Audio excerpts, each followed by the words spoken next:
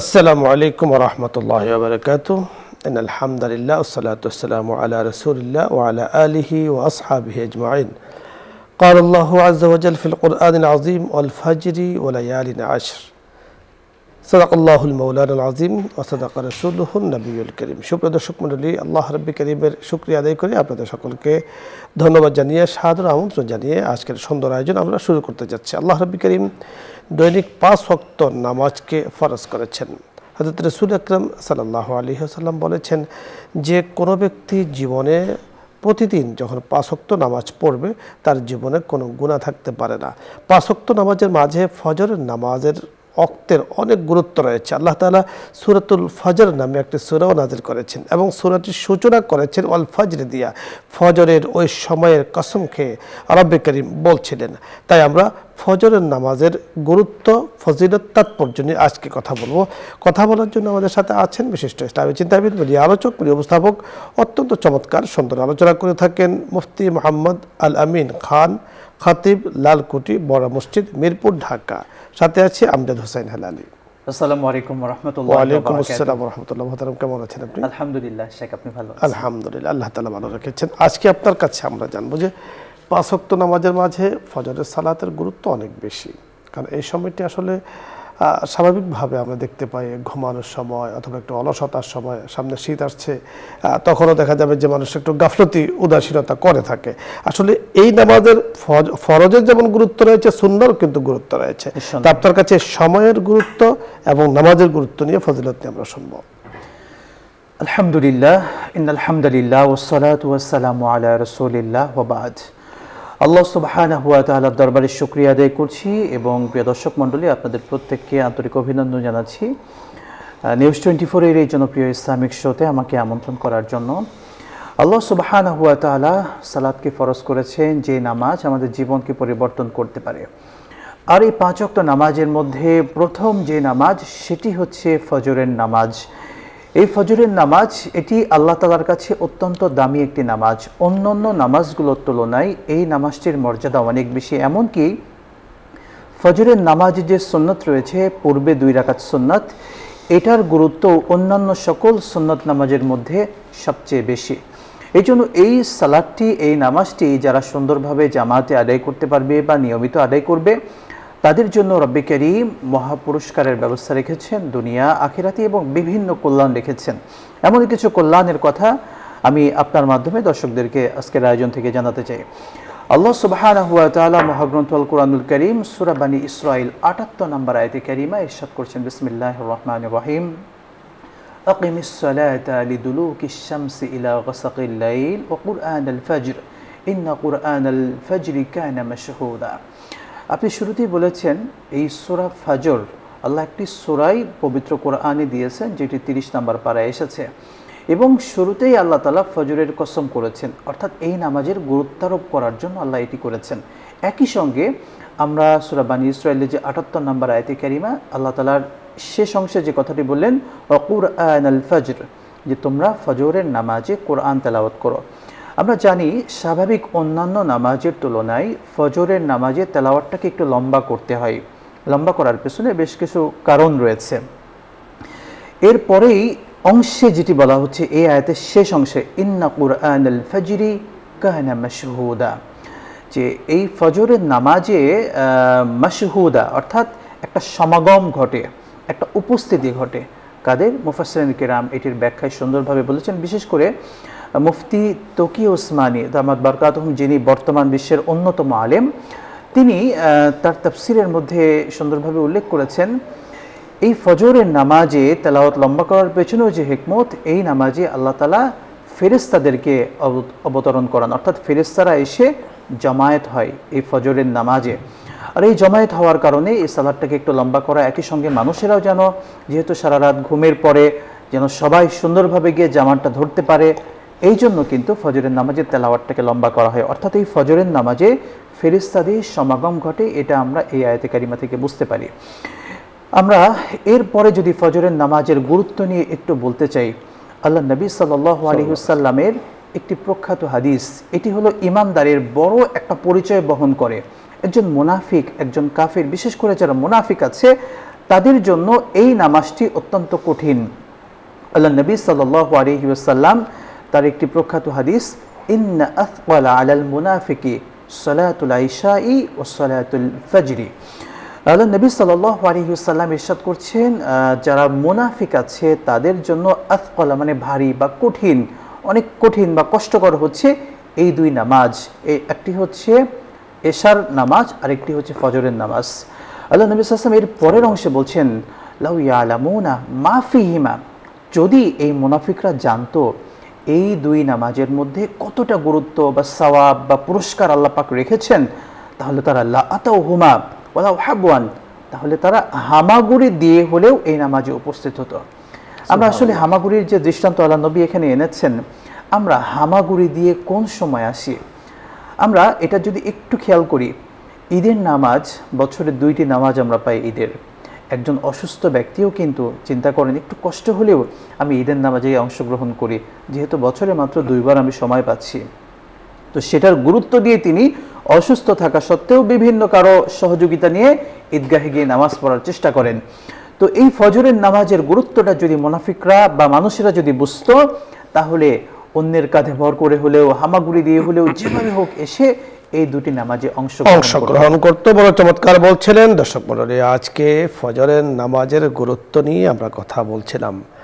সত্যি একজন মানুষের মুমিন কি মুমিন নয়, তার মধ্যে পার্থক্য, আল ফারকু বাইনাল মুমিন ওয়াল মুনাফিক, যে মুমিন এবং মুনাফিকের মাঝে পার্থক্য নির্ণয় করে, কিন্তু পার্থক্য করে দেয় ফজরের সালাত।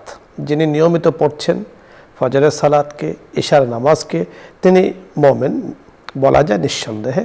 আর যিনি এগুলোকে তরক করছেন, উদাসীনতা প্রদর্শন করে, গাফলতি করে, ফজরের সময় ঘুমিয়ে থাকেন, ফজরের নামাজ হচ্ছে, মসজিদে আজান হচ্ছে, মসজিদে জামাত হচ্ছে, মসজিদের জামাতের তেলাওয়াত তার কারে আসছে, কিন্তু সে ঘুমিয়ে আছে। আপনি আমি চিন্তা করে দেখি যে আসলে আমি কোন কাতারে আছি, আমি কি প্রকৃত মুমিন হিসাবে আল্লাহ তাআলার দরবারে উপস্থিত হতে পারবো? অথচ এই সময় আল্লাহ রাব্বুল কারীম বলে দিয়েছেন যে এই সময় ফজরের সময় ফেরেশতাদের আগমন, যাতায়াতের সময়। এক বাহিনী আসেন আর এক বাহিনী চলে যান। আমি কি অবস্থায় আছি, ফেরেশতারা তো আমাকে রেখে যাচ্ছে বা দেখছেন, ওনারা এসে দেখছেন, রেখে যাচ্ছেন, আমি ঘুমিয়ে আছি। আল্লাহ তাআলার কাছে গিয়ে আমার সম্পর্কে কি বলবেন? এজন্য খুব সতর্ক থাকি। ফজরের নামাজ রাসূল আকরাম সাল্লাল্লাহু আলাইহি ওয়াসাল্লাম আযানের অনেক আগে উঠে যেতেন, তাহাজ্জুদের নামাজ পড়তেন, জিকির আজকার করতেন, দোয়া করতেন রব্বে কারীমের কাছে, ফজরের সুন্নাহ পড়তেন, আরাম করতেন, নামাজ পড়তেন, এই লম্বা টাইম জাগ্রত থাকতেন। আমাদেরকে শিখিয়ে দিয়েছেন। হযরত সাহাবায়ে কেরাম রিদওয়ানুল্লাহি আলাইহিম আজমাইনের জীবনীতে আমরা দেখেছি সাহাবায়ে কেরামও এইভাবে নিজের সময়কে কাটিয়েছেন। এবং পবিত্র কোরআনে হাকিমে যেমন ফজরের নামাজের ওয়াক্তের গুরুত্ব দেওয়া হয়েছে, অনুরূপভাবে সালাতুত তাহাজ্জুদের নামাজ, নফল নামাজের গুরুত্ব দেওয়া হয়েছে। ওয়া মিনাল লাইলি ফাতাহাজ্জাত বিহি নাফিলাতাল লাক আসা আন ইয়াবআসাকা রাব্বুকা মাকামান মাহমুদা। এই নামাজ, এই সালাত একজন মানুষকে উন্নতির উচ্চ শিখরে পৌঁছে দেয়। আল্লাহ রাব্বুল কারীম আমাদেরকে কথাগুলো বুঝার তৌফিক দান করেন। 5 ওয়াক্ত নামাজকে আমরা সময়মতো আদায় করব। বিশেষ করে ফজরের নামাজ যেন কাজা না হয়, এদিকে খুব খেয়াল রাখবেন। আবার আমরা পড়ি, আমরা উঠি, অনেক সময় দেখা যাচ্ছে আমরা যারা গ্রামে গঞ্জে বিভিন্ন শহরে বাস করি, ফজরের সূর্য উঠে যায়, তখন উঠে অনেকে নামাজ পড়ে, অথচ ওই সময় নামাজ পড়া হারাম, আমরা খেয়াল করছি না। এই জন্য সময় মতো ফজরের টাইম জেনে বুঝে আমরা সময় মতো নামাজ আদায় করব। আল্লাহ রাব্বুল কারীম আমাদেরকে বুঝার তৌফিক দান করুন। দর্শক মণ্ডলী, আমাদের সাথে আমাদের নামাজ যাবে। রাত্র যেভাবে আমরা কাটিয়ে অর্থাৎ স্মার্টফোন নিয়ে অনেক রাত্র পর্যন্ত জাগ্রত থেকে আমরা ব্যবহার করি, এই মোবাইল কিন্তু আমার সাথে যাবে না, স্মার্টফোন আমার সাথে যাবে না। এর যেই কারণে আমি সময় নষ্ট করছি আমার সাথে যাবে না, আমার নামাজ আমার সাথে যাবে। যা আমার সাথে যাবে, আমার জন্য সুপারিশ করবে, তাকে আমি গুরুত্ব দিই। আল্লাহ তাআলা আমাদেরকে তৌফিক দান করেন। আলোচ্য বিষয় নিয়ে আপনাদের যদি কোনো প্রশ্ন থাকে, কোনো কিছু জানার থাকে, আপনি প্রশ্ন করুন, অথবা কোনো মাসলা মাসাইল নিয়ে আপনার চাইলে প্রশ্ন করতে পারেন, আমরা চেষ্টা করব কথা বলার জন্য। প্রথমে যিনি আছেন, আসসালামু আলাইকুম ওয়া রাহমাতুল্লাহ। দর্শক নাম বলে পরিচয় দিয়ে প্রশ্ন করবেন।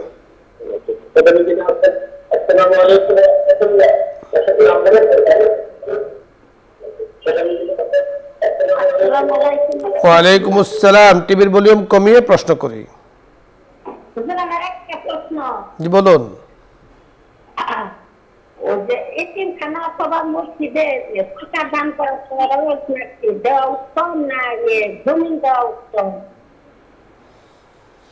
জি, বুঝতে পেরেছেন। জি, এতিমখানা অথবা মসজিদে দানের ব্যাপারে জানতে চাই। নিঃসন্দেহে দানের ব্যাপারে এটি অবশ্যই উত্তম হবে যেই জায়গাগুলোতে লিল্লাহ ফান্ড রয়েছে, যারা এতিম বা দুস্থ যারা আছেন তাদের পেছনে খরচ করলে তো নিঃসন্দেহে ভালো হবে।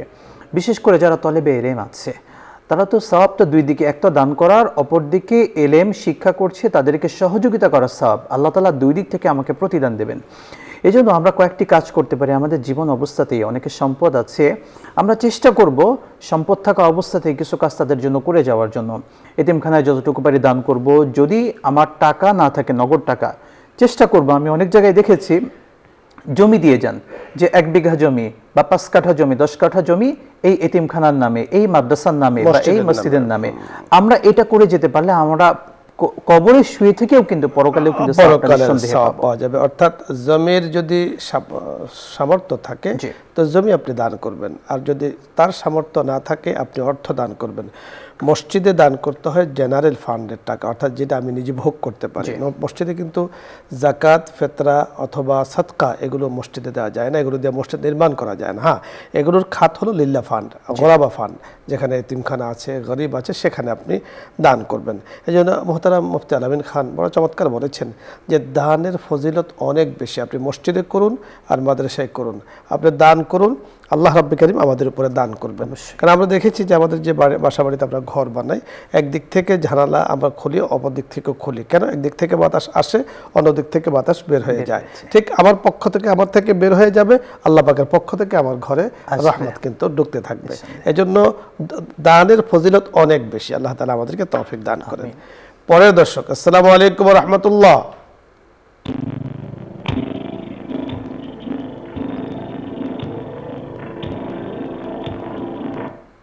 জি দর্শক, শুনতে পেয়েছেন, প্রশ্ন করুন।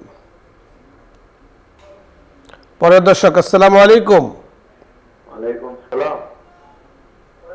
পরিচয় বলুন, প্রশ্ন করুন। হ্যালো, জি আপনি প্রশ্ন করুন। ওয়ালাইকুম আসসালাম ওয়া রাহমাতুল্লাহ। আমি হুজুর, জি আমি এক জায়গায় 50,000 টাকা রাখছি না, জি, একটা এনজিওর মাধ্যমে। সেই জায়গায় 40,000 টাকা আমার হলো এই মুনাফা পাবো। এখন এটা কি আমার সুদ হিসেবে হয় নাকি? তাই আমি জানার লিগে। জি, বুঝতে পেরেছি। খুবই চমৎকার বলছিলেন। সত্যি আমরা অনেকে বিভিন্ন সংস্থা বা এনজিও বা বিভিন্ন ব্যাংকে আমরা এই টাকাগুলো রাখি বা একটা বেনিফিট যেটা পাই, আমরা তাকওয়ার জায়গায় উত্তম হবে সে টাকাকে গ্রহণ না করা। অর্থাৎ এই জায়গাগুলো আমরা কিন্তু তারা নির্দিষ্ট একটা ফিক্সড টাকা দিয়ে থাকে, যে আপনি 50,000 রাখবেন, আপনাকে 40,000 টাকা বা 20,000 টাকা বা 10,000 টাকা 2 বছর পরে বা 3 বছর পরে দেওয়া হবে। কেউ যদি এভাবে ফিক্সড করে দেয় যে আমাকে এত টাকার বিনিময়ে ফিক্সড এত টাকা দিচ্ছে, সেটা নিঃসন্দেহে সুদের অন্তর্ভুক্ত হয়ে যাবে। সুতরাং এই টাকাগুলো একজন ইমানদার কখনো গ্রহণ করতে পারেন না। এই টাকার মধ্যে কখনোই কোনো বারাকা নেই। আমরা যেগুলোতে বিশেষ করে সুদি কারবারি যে ব্যাপারগুলো আছে, এটা আমরা জেনে বুঝে সেখানে অ্যাকাউন্ট করব, এই ব্যাপারটা আমাদের মাথায় রাখতে হবে। পরহেজ করতে হবে অবশ্যই। সুদ দেয়া, নেয়া, লেখা, সাপোর্ট করা সকল কিছু কিন্তু হারামের অন্তর্ভুক্ত। তাই আপনি যেমনটি বলেছেন, এনজিওতে আপনি রেখেছেন, ইসলামিক এনজিও আছে যেখানে তারা শরিয়া ভিত্তিক লেনদেন করে থাকে। আপনি চাইলে খুঁজে সেখানে লেনদেন করতে পারেন। জি। পরের দর্শক, আসসালামু আলাইকুম ওয়া রাহমাতুল্লাহ। হ্যালো, আসসালামু আলাইকুম। ওয়ালাইকুম আসসালাম। আসসালামু আলাইকুম। শুনতে পেয়েছি, সালাম নিয়েছি। ওয়ালাইকুম আসসালাম। আপনি প্রশ্ন করুন। আমার একটা প্রশ্ন, ওই যে ফরজ নামাজের পর আমি অনেকক্ষণ পর্যন্ত সূরা কেরাত এগুলা পড়ি। আমি জানি হুজুর সাল্লাল্লাহু আলাইহি ওয়াসাল্লাম অনেকক্ষণ পর্যন্ত পড়তেন, কিন্তু একজন আলেম আমাকে বললেন যে সুন্নতুল মুআক্কাদার আগে এতক্ষণ আপনি পড়তে পারবেন না। এটা কি কোনো বিধিনিষেধ আছে? জি ধন্যবাদ। কে কি বলেছে তা তো জানি না, শরীয়তে কি বলা আছে মোহতারাম? শুকরান, জাযাকাল্লাহ। আমরা ফরজ নামাজের পরে, সালাম ফিরানোর পরে কিছু মাসতুন দোয়া আছে, সেই দোয়াগুলো পড়ব। পড়ার পরে আমরা যে সুন্নাত যে নামাজগুলো আছে সেগুলো পড়ব। তবে এখানে মাথায় রাখতে হবে, যদি আমি এই ছোট মাসতুন দোয়াগুলো পড়তে গিয়ে আমার সুন্নত যদি ছুটে যাওয়ার সম্ভাবনা থাকে, তাহলে মাসতুন দোয়াগুলো পরে পরে আমি আগে সুন্নতে মুআক্কাদা যেগুলো আছে সেগুলোকে আদায় করব। চমৎকার বলেছেন। তার মানে বোঝা গেল যে ফরজের পরে শরীয়তে বর্ণিত অর্থাৎ ইসলামে কিছু দোয়া আছে, যেমন সূরা আয়াতুল কুরসি, বিভিন্ন সূরা, তো যেগুলো আপনি অনেক সময় লাগিয়ে পড়ছেন এবং এরপরে সুন্নতে মুআক্কাদা পড়ছেন, কোনো সমস্যা নেই এবং এটা হওয়া উচিত।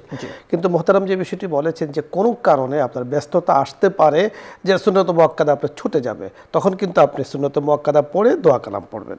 পরের দর্শক, আসসালামু আলাইকুম। দর্শক, জি ওয়ালাইকুম আসসালাম, প্রশ্ন করুন। হুজুর অনেক কষ্ট করে লাইন চাইছি, লাইনটা কাটেন না। জি কাটবো না, বলুন। দুটা প্রশ্ন হুজুর আমার। প্রথম প্রশ্ন হলো হুজুর, আমাদের এখানে একজন লোক খুব অসুস্থ, টাকা পয়সার অভাবে ভালো চিকিৎসা করতে পারতেছে না, হাসপাতালে নিচে, এখন টাকার অভাব। আমি আমার স্বামীর আমার স্বামীকে না জানিয়ে আমি 2000 টাকা দিচ্ছি হুজুর, এটা আমি দিতে পারবো? জি। আমরা তো তেমন বড় লোক না, আমরা গরিব মানুষ। তারপরে আরেকটা প্রশ্ন হুজুর, আমি যে কোরআন শরীফ পড়তেছি খাটের পাশে, আমার ছেলে ছোট 5 বছর, তো ঠাস করে আমার কোরআন শরীফের মাঝখানে উপরে পড়ছে, এখন কি আমার এতে কোনো কাফারা বা কিছু দিতে হবে? জি আমরা বুঝতে পেরেছি, ধন্যবাদ। অত্যন্ত গুরুত্বপূর্ণ জীবন ঘনিষ্ঠ প্রশ্ন আপনি করেছেন। প্রথম প্রশ্ন বুঝতে পেরেছি। জি শেখ, বুঝতে পেরেছি। আমাদের মা বোনেরা বিশেষ করে স্বামীকে জানিয়ে দান সৎকা থেকে শুরু করে প্রত্যেকটা খরচ করা উত্তম। অনেক সময় এমনটা হয়ে থাকে যে আপনি তাকে না জানিয়ে এটি করলেন, পরে যখন স্বামী এটা জানবে হয়তো আপনার প্রতি খারাপ ধারণা করবে, সে চুরি করেছে আমার স্ত্রী, কিংবা কোথায় ব্যয় করলো, একটা সন্দেহ তৈরি হবে পারিবারিক, যে দাম্পত্য কলহ হয়েছে, একটা কলহ কিন্তু তৈরি হয়ে যাবে।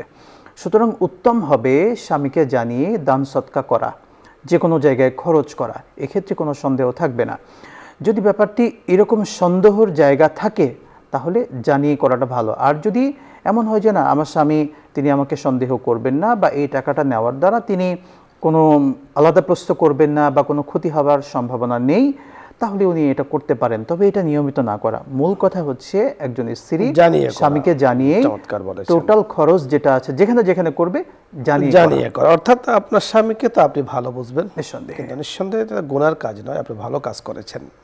আপনার থেকে, আপনার নিজের ফান্ডের থেকে যদি দিয়ে থাকেন তাহলে তো কোনো সমস্যাই নেই, আর যদি স্বামীর অর্থ থেকে দিয়ে থাকেন তাহলে তো তার অনুমতি থাকে। স্বামীরাও বুঝবেন, কারণ ভালো কাজ কার খায়ের আপনার স্বামী সম্পর্কে আপনি ভালো জানেন। অনেক স্বামী আছেন স্ত্রী এই ধরনের কাজ করলে খুশি হন, আবার কিছু আছেন এই ধরনের কাজ করলে নারাজ হন, এটা আপনি ভালো বুঝবেন। বলে স্বামীর মেজাজ মন অনুযায়ী চলা, এটাও কিন্তু একজন স্ত্রীর দায়িত্ব। আবার স্বামীরও দায়িত্ব স্ত্রীর মন মেজাজ বুঝে চলা, এটা দাম্পত্য জীবনকে সুন্দর করার একটা অন্যরকম মাধ্যম। আরেকটি প্রশ্ন করেছেন, কোরআন সম্ভবত উনি পড়ছিলেন, পড়ে গিয়েছে বাচ্চার কারণে, যে কারণে হোক, কি করা ওনার এখন? শুকরান জাযাকাল্লাহ। আসলে কোরআন পড়ে গেলে আমার বোনকে বলবো, যদি কোরআন পড়ে যায় কিংবা বাচ্চা, তিনি যেমনটি বললেন বাচ্চা কোরআনের উপর পড়ে গিয়েছে, ছোট বাচ্চা পড়ে গিয়েছে, অসাবধানতা বশত হতেই পারে, এক্ষেত্রে তিনি কিছু সদকা করে দেবেন, ক্ষমা চাইবেন, সদকা করে দেবেন, আল্লাহর কাছে তওবা করবেন যে আল্লাহ, এমন কাজ, যেহেতু কোরআন এটা আমাদের সবচেয়ে সম্মানের একটা জায়গায়, অন্যতম একটা জায়গায় আছে, সেই জন্য আমার বোনের যে মনে তৈরি হয়েছে হয়তো এটা ভুল হয়ে গেছে, এটার জন্য তাকে ধন্যবাদ, কোনো সমস্যা নেই, ক্ষমা চাইবেন এবং কিছু সদকা এমনিতেই করে দেবেন। চমৎকার বলেছেন। বাচ্চা যদি পাক থাকে তাহলে তো বাচ্চা কোরআন শরীফ ধরতে সমস্যা নেই। তাছাড়া বাচ্চাদেরকে পাক পবিত্র রাখা, পরিষ্কার রাখা, এটাও কিন্তু দায়িত্ব। অপরিচ্ছন্ন রাখা এটা কিন্তু উচিত নয়। আবার তারা কিন্তু শরীয়তের মুকাল্লাফ না, শরীয়তে তার উপরে আসেনি। তো এই জন্য এটা নিয়ে খুব ঘাবড়ানোর কিছু নেই, চিন্তা করারও কিছু নেই। তার কোরআনের আজমত, সম্মান, মহত্ব বজায় যেন থাকে, এদিকে সবসময় সার্বক্ষণে খেয়াল রাখতে হবে। পরে দর্শক, আসসালামু আলাইকুম ওয়া রাহমাতুল্লাহ।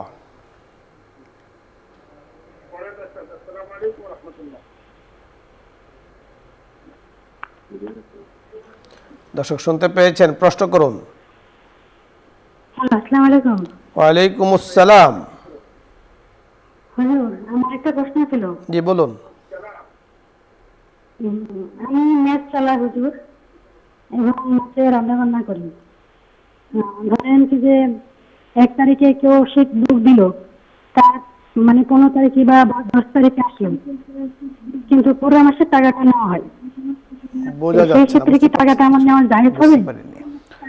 ধন্যবাদ আপনাকে। আসলে বোন, আপনার প্রশ্নটি আমরা বুঝতে পারিনি, আপনি আজকে আর সময় হবে না, অবশ্যই আমাদের হাতে সময় খুব কম, আরেকদিন চেষ্টা করবেন। জি পরের দর্শক, আসসালামু আলাইকুম।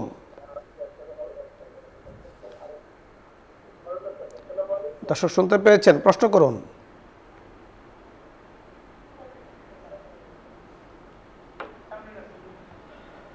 ধন্যবাদ দর্শক মণ্ডলী, চেষ্টা করছেন, কানেকশন পাচ্ছেন না, আমাদের হাতের সময় একদম কমে গিয়েছে, আমরা ধীরে ধীরে একদম শেষ প্রান্তে পৌঁছে গিয়েছি।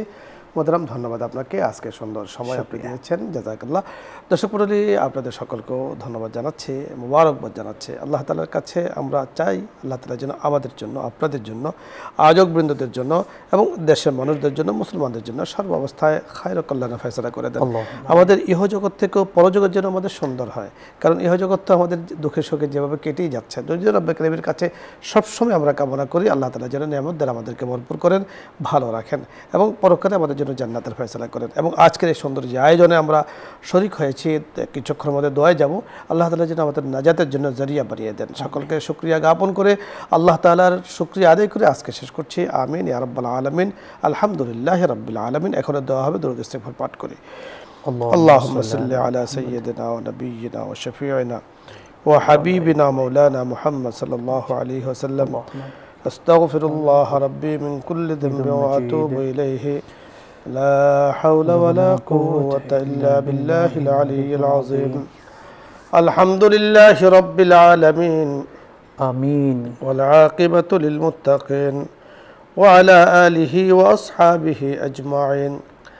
ربنا ظلمنا أنفسنا وإن لم تغفر لنا وترحمنا لنكونن من الخاسرين. رب ارحمهما كما ربياني صغيرا. رب ارحمهما كما ربياني صغيرا. آمين. يا الله يا كريم يا رحيم. مولاي كريم গুনাহগার আমরা, খাতাকার আমরা। مولاي كريم দমে দমে আমাদের অনেক গুনাহ হয়েছে, নফস ও শয়তানের ধোঁকায় পড়ে আমরা অনেক গুনাহ করেছি। ইয়া করিম, আপনি তো করিম, মেহেরবানি করে নফস ও শয়তানের ধোঁকা থেকে আমাদেরকে আপনি হেফাজত করেন। আল্লাহুম্মা আমিন। করিমা বেবখশা এবার হালিমা কে হস্তম আসিরে কমন্দে হাওয়া। ইয়া আল্লাহ ইয়া করিম, মেহেরবানি করে জিন্দেগির গুনাহগুলো আপনি মাফ করে দেন, সরল পথে আমাদেরকে ইয়া আল্লাহ চলার তৌফিক দান করেন। আমিন। ইয়া আল্লাহ সিরাতে মুস্তাকিম আমাদেরকে দান করেন।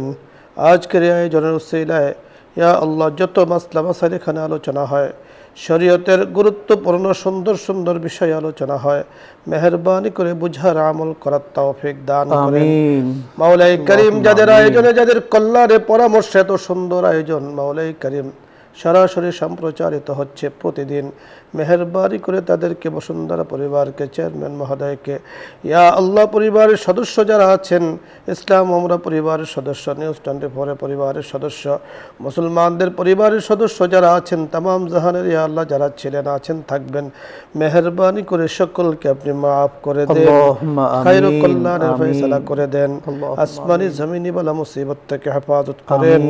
আল্লাহুম্মা বারিক লানা ফি হায়াতিনা ওয়া আমওয়ালিনা ওয়া আজওয়াজিনা ওয়া যুররিয়াতিনা কুররাতা আ'য়ুন واجعلنا للمتقين إماما. آمين. اللهم حبب إلينا الإيمان وزين أخلاقنا بالقرآن. آمين. يا كريم يا رحيم يا أرحم الراحمين. آمين. بحرمة سيد المرسلين. الحمد لله رب العالمين.